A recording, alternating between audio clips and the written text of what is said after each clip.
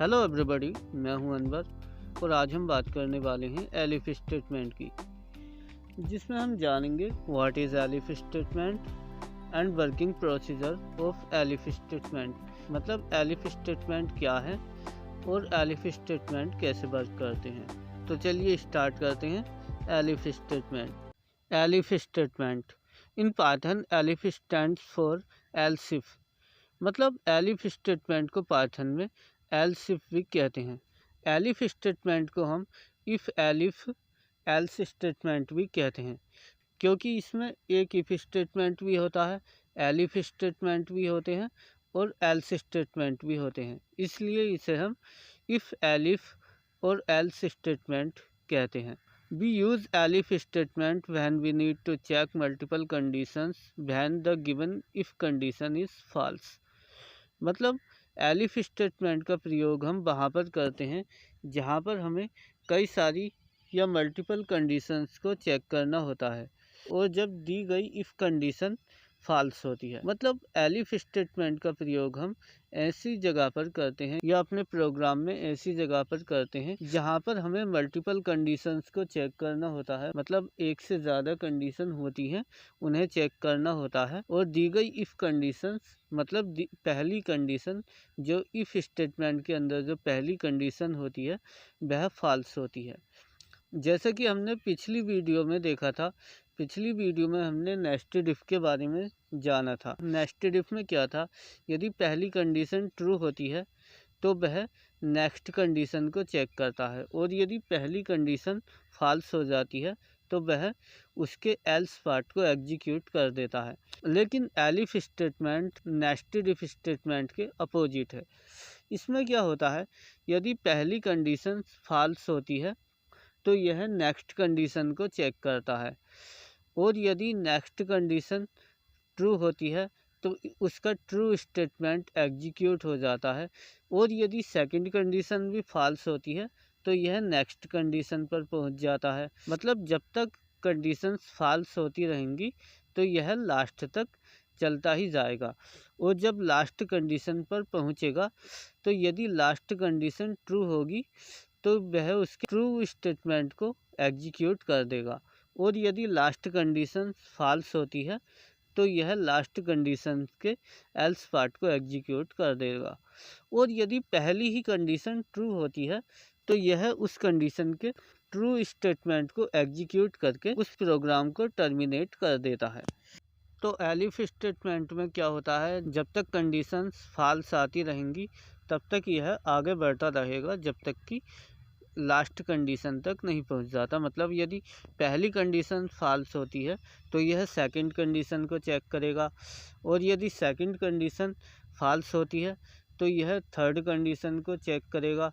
माना हमारे पास 5 कंडीशंस हैं तो यह थर्ड कंडीशन को चेक करने के बाद फोर्थ कंडीशन पर जाएगा। यदि फोर्थ कंडीशन भी फॉल्स होती है तो यह फिफ्थ कंडीशन को चेक करेगा। यदि फिफ्थ कंडीशन ट्रू होती है तो यह उसके ट्रू पार्ट को एग्जीक्यूट कर देगा और यदि फिफ्थ कंडीशन फॉल्स होती है तो यह उसके एल्स पार्ट को एग्जीक्यूट कर देगा, क्योंकि हमारे पास केवल 5 ही कंडीशंस हैं। तो यह लास्ट वाले स्टेटमेंट के ट्रू या फॉल्स स्टेटमेंट को एग्जीक्यूट कर देगा। यदि ट्रू होता है वह तो उसके ट्रू स्टेटमेंट को एग्जीक्यूट करेगा और यदि वह फॉल्स होता है तो उसके फॉल्स स्टेटमेंट को एग्जीक्यूट करता है। और यदि इन 5 कंडीशंस में कोई सी भी कंडीशंस ट्रू होती है तो यह उसी कंडीशंस को एग्जीक्यूट करके प्रोग्राम को टर्मिनेट कर देता है। माना जैसे थर्ड कंडीशन ट्रू हुई तो सबसे पहले हम प्रोग्राम को स्टार्टिंग से स्टार्ट करते हैं। सबसे पहले इंटरप्रेटर फर्स्ट कंडीशन को चेक करेगा। यदि कंडीशन फॉल्स होती है तो यह सेकंड कंडीशन पर पहुंचेगा, उसे चेक करेगा। यदि सेकंड कंडीशन भी फॉल्स होती है तो यह थर्ड कंडीशन को चेक करेगा। अब माना थर्ड कंडीशन ट्रू है तो यह थर्ड कंडीशन के ट्रू स्टेटमेंट को एग्जीक्यूट कर देगा और प्रोग्राम को टर्मिनेट कर देगा। मतलब प्रोग्राम वहीं पर ख़त्म कर देगा। और यदि थर्ड कंडीशन फॉल्स होती है तो यह फोर्थ पर जाएगा। यदि फोर्थ फॉल्स होती है तो फिफ्थ पे जाएगा। अब फिफ्थ के बाद कोई कंडीशंस है नहीं, तो यदि फिफ्थ कंडीशन ट्रू होती है तो यह उसके ट्रू स्टेटमेंट को एग्जीक्यूट करेगा, और यदि फिफ्थ कंडीशन फॉल्स होती है तो उसके एल्स पार्ट को एग्जीक्यूट कर देगा, और उसके बाद प्रोग्राम टर्मिनेट हो जाएगा। तो जैसे कि यहाँ पर एलिफ स्टेटमेंट का सिंथैक्स दिया हुआ है, इसमें सबसे पहले दिया हुआ है इफ़ कंडीशन कोलोन स्टेटमेंट। तो सबसे पहले हम एक इफ़ का प्रयोग करते हैं और उसके बाद ब्रैकेट के अंदर कंडीशंस को रखते हैं और उसके बाद उसे कोलोन से क्लोज कर देते हैं, और फिर उसके बाद स्टेटमेंट लिख देते हैं। इसका मतलब है यदि पहली कंडीशन यदि ट्रू होती है तो यह स्टेटमेंट एग्जीक्यूट होगा, और पहली कंडीशन यदि फॉल्स होती है तो यह एलिफ पर पहुंचेगा, और इसके अंदर एक दूसरी कंडीशन लिखी हुई होगी और यह भी कोलोन के थ्रू बंद होगा, और इसके नीचे स्टेटमेंट लिखा हुआ होगा। इसका मतलब है यदि इस एलिफ स्टेटमेंट की यह कंडीशन यदि ट्रू होती है तो ये जो स्टेटमेंट लिखा हुआ है नीचे इसके, यह एग्जीक्यूट होगा, और यदि यह कंडीशन भी फॉल्स होती है तो यह अगले एलिफ पर पहुंचेगा और उसकी कंडीशन को चेक करेगा, और यदि उस एलिफ की भी कंडीशन ट्रू होती है तो उसके नीचे जो स्टेटमेंट लिखा हुआ है वह एग्जीक्यूट होगा। इस एलिफ कंडीशन को चेक करने के बाद यदि यह एलिफ कंडीशन फॉल्स होती है तो यह अगली एलिफ कंडीशन पर पहुंचेगा, यदि वह फॉल्स होती है तो उससे अगली एलिफ कंडीशन पर पहुंचेगा, और दी गई कंडीशंस तक जब तक फॉल्स आता रहेगा वह आगे बढ़ता रहेगा, और यदि कोई भी कंडीशन ट्रू होती है तो उसके स्टेटमेंट को एग्जीक्यूट करके वहीं पर टर्मिनेट हो जाएगा। माना जैसे पहली कंडीशन दी हुई है, तो यदि पहली कंडीशन ट्रू होती है तो यह इसके स्टेटमेंट को एग्जीक्यूट कर देगा और वहीं पर प्रोग्राम टर्मिनेट हो जाएगा। मतलब इंटरप्रेटर इस स्टेटमेंट को आउटपुट के रूप में देकर प्रोग्राम को टर्मिनेट कर देगा। और माना जैसे हमारे प्रोग्राम में 5 एलिफ कंडीशंस हैं, तो इंटरप्रेटर प्रत्येक कंडीशन को चेक करेगा।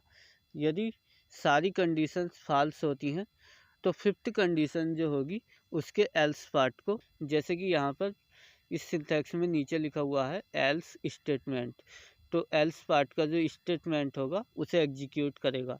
और यदि फिफ्थ कंडीशन ट्रू होती है तो फिफ्थ कंडीशन का जो स्टेटमेंट होगा, जैसे कि यहाँ पर एलिफ कंडीशन के नीचे जो स्टेटमेंट लिखा हुआ है उसे एग्जीक्यूट करेगा और प्रोग्राम फिर टर्मिनेट हो जाएगा। मतलब आउटपुट देने के बाद प्रोग्राम टर्मिनेट हो जाएगा। तो चलिए अब एलिफ स्टेटमेंट को फ्लो चार्ट की हेल्प से और अच्छे से जानते हैं। तो जैसे कि सबसे पहले लिखा हुआ है टेस्ट एक्सप्रेशन 1, मतलब यहाँ पर पहले इफ़ की यह पहली कंडीशन है। यदि यह कंडीशन ट्रू होती है तो यह स्टेटमेंट 1 को एग्जीक्यूट कर देगा और प्रोग्राम टर्मिनेट हो जाएगा। और यदि पहला टेस्ट एक्सप्रेशन फॉल्स होता है तो इंटरप्रेटर टेस्ट एक्सप्रेशन 2 को चेक करेगा। यदि टेस्ट एक्सप्रेशन 2 ट्रू होता है तो यह स्टेटमेंट 2 को एग्जीक्यूट कर देगा। और यदि टेस्ट एक्सप्रेशन 2 भी फॉल्स होता है तो यह टेस्ट एक्सप्रेशन 3 पर पहुंचेगा और उसे चेक करेगा। यदि वह ट्रू होता है तो स्टेटमेंट 3 मतलब टेस्ट एक्सप्रेशन 3 के नीचे या कंडीशन 3 के नीचे जो स्टेटमेंट लिखा हुआ होगा उसे एग्जीक्यूट करेगा या उसे आउटपुट के रूप में देगा। और यदि टेस्ट एक्सप्रेशन 3 फॉल्स होता है, टेस्ट एक्सप्रेशन 3 के एल्स पार्ट को एग्जीक्यूट कर देगा या बॉडी ऑफ एल्स को एग्जीक्यूट कर देगा। मतलब एल्स पार्ट का जो स्टेटमेंट होगा उसे आउटपुट के रूप में कंप्यूटर की स्क्रीन के रूप में दे देगा, क्योंकि यहाँ पर 3 ही एक्सप्रेशन है। यदि तीनों एक्सप्रेशन फॉल्स हैं तो थर्ड एक्सप्रेशन के एल्स पार्ट को आउटपुट के रूप में कंप्यूटर की स्क्रीन पर देगा। तो चलिए अब एलिफ स्टेटमेंट को एक प्रोग्राम के थ्रू और अच्छे से जानते हैं। तो जैसे कि सबसे पहले एक वेरिएबल ए दिया हुआ है जिसके अंदर 50 वैल्यू स्टोर की गई है, और उसके बाद एक इफ स्टेटमेंट का प्रयोग हुआ है और ब्रैकेट में कंडीशन दी हुई है ए इक्वल टू 29। मतलब यदि ए की वैल्यू 29 के बराबर होगी तो कंप्यूटर की स्क्रीन पर प्रिंट होगा वैल्यू ऑफ ए इज़ 29। मतलब यदि पहली कंडीशन ट्रू होती है तो statement value of A is 29 computer की स्क्रीन पर प्रिंट होगा, क्योंकि यहाँ पर प्रिंट फंक्शन का प्रयोग हुआ है जो कि कंप्यूटर की स्क्रीन पर आउटपुट देने के लिए प्रयोग होता है। तो यहाँ पर हम कंडीशन को चेक करेंगे, एक ही वैल्यू है 50, तो कंडीशन हो जाएगी 50 इक्वल टू 29। तो यहाँ पर यह कंडीशन फॉल्स है, क्योंकि 50 जो है 29 के बराबर नहीं है। तो इसलिए यह नेक्स्ट कंडीशन को चेक करेगा, मतलब नेक्स्ट एलिफ पर पहुँचेगा।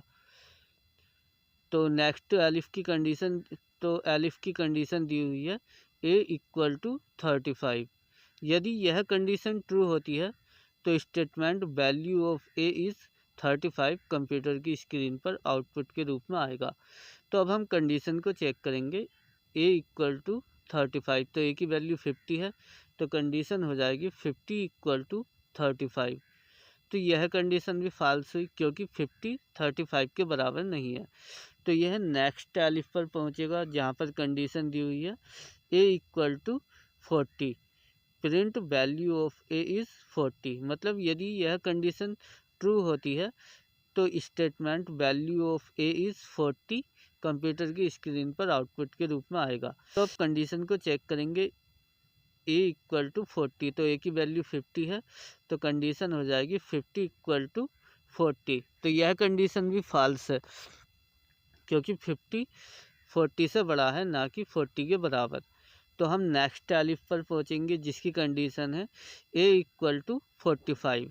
यदि यह कंडीशन ट्रू होती है, पहला statement print value of a is 45 execute होगा। मतलब यदि यह कंडीशन ट्रू होती है तो statement value of a is 45 computer की स्क्रीन पर आउटपुट के रूप में आएगा।